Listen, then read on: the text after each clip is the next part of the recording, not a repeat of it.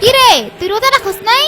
আমার আম্মু বলছে দুপুর 12টা পর্যন্ত না খেয়ে থাকলে রোজা হয়ে যায়। আয় হায় কি কস? আমার আম্মু তো বলছে সকাল 9টা বাজে ইফতার করতে, কিন্তু এখনো তো 12টাই বাজে নাই, তুই এত সকালে ইফতার করতেছিস কেন? আমার আম্মু আমারে ভোর রাইতে সিয়ারি খাইতে দিব বইলা মুরগির মাংস দিয়ে ভাত খাইতে দিছে।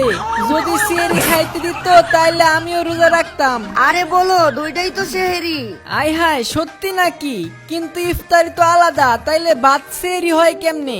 এইটা তোর বোঝা লাগবো না। এখন তুই যে ঈদে নতুন জামা কাপড় কিনছস ওইটা আমাদেরকে দেখা, আমরা দুইজন তোর ঈদের নতুন জামা দেখতে আসছি। না না ভুলেও না, আমি আমার নতুন জামা দেখাম না, আমারটা পুরান হয়ে যাবো। কিরে বন্ধু, আপন হইয়া পরের মতো করস, একটুখানি দেখা, আমার জামাও তোরে দেখতে দিমু। হ্যাঁ বন্ধু, আমারটাও দেখতে দিমু, দেখা দেখা। না না, তোর আমার জামা দেখা পুরান করে ফেলবি, পরে আমার চেতাবি, আমি জানি। তোমার সাথেও যদি ছোটবেলায় এমন হয়ে থাকে তাহলে সাবস্ক্রাইব করো।